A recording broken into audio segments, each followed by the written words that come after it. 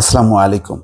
উপজেলা নির্বাচন নিয়ে আওয়ামী লীগের আভ্যন্তরীণ দ্বন্দ্ব সংঘাত মেটানো যায়নি, নিয়ন্ত্রণ করা যায়নি এবং ক্রমেই তা বাড়ছে। তারই জেরে ঝালকাঠি এখন রীতিমতো উত্তপ্ত। সেখানে উঠোন বৈঠকে হামলায় চেয়ারম্যান প্রার্থীসহ আহত হয়েছে ১০ জন। গতরাতের এই ঘটনা, তারপর ঝালকাঠিতে উত্তেজনা ছড়িয়ে পড়েছে পুরো শহর জুড়ে। সেই পরিস্থিতি নিয়ন্ত্রণ করার জন্য অতিরিক্ত পুলিশ মোতায়েন করা হয়েছে শহরের বিভিন্ন স্থানে। সংঘাতের আলামত এবং উত্তেজনা সেখানে রয়েছে।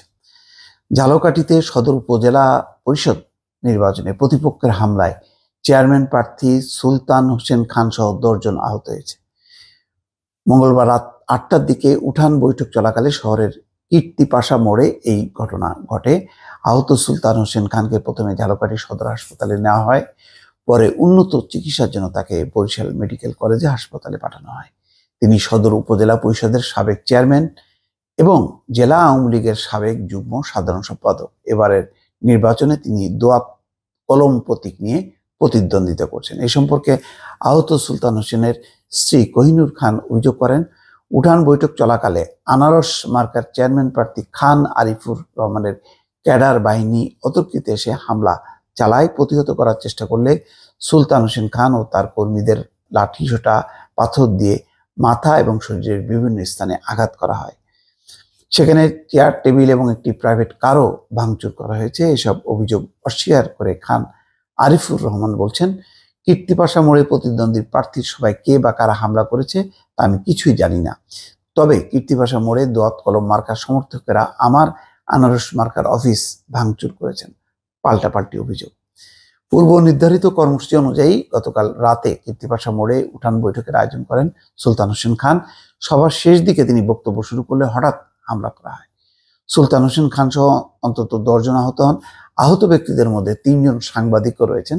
তারা হলেন ইত্তেফাকের জেলা প্রতিনিধি শফিউল ইসলাম, ডিবিসি নিউজের অলোক সাহা এবং আমাদের বার্তার প্রতিনিধি কামরুজ্জামান। আহত অন্যরা হলেন জেলা আওয়ামী লীগের আইন বিষয়ক সম্পাদক এস.এম.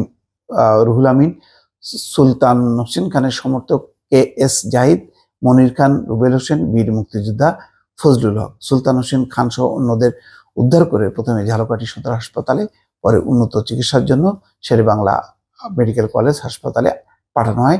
সুলতান হোসেন খান সহ ৮ জনকে। সদর হাসপাতালের জরুরি বিভাগের চিকিৎসক বলছেন, সুলতান হোসেনের বাঁ কাঁধে, মাথা ও হাঁটুতে গুরুতর আঘাত লেগেছে। উন্নত চিকিৎসার জন্য তাকে বরিশাল পাঠানো হয়েছে। তো এই হলো অবস্থা। এখন পরিস্থিতি থমথমে। উত্তেজনা শহরে ছড়িয়ে পড়েছে। শহরের বিভিন্ন স্থানে পুলিশ মোতায়েন করা হয়েছে। অতিরিক্ত পুলিশ সুপার মহিতুল ইসলাম বলছেন, ঘটনার সঙ্গে জড়িত ব্যক্তিদের ধরতে অভিযান চালানো হচ্ছে। ২১শে মে দ্বিতীয় ধাপে উপজেলা পরিষদের নির্বাচন হবে। এই ঝালকাঠি জেলা সদর ও নলছাটি উপজেলার ভোট গ্রহণ অনুষ্ঠিত হবে। সদর উপজেলা পরিষদ নির্বাচনে চেয়ারম্যান পদে ৩ জন প্রার্থী রয়েছেন এবং বলাই বাহুল্য সবই আওয়ামী লীগের, এবং এটি নিয়ে আভ্যন্তরীণ দ্বন্দ্ব সংঘাত যেটি প্রথম ধাপে ছিল সেটি এখন দ্বিতীয় ধাপে এখন এটা সম্প্রসারিত হয়েছে বলা যায়। দর্শক ভালো থাকবেন। আল্লাহ হাফেজ।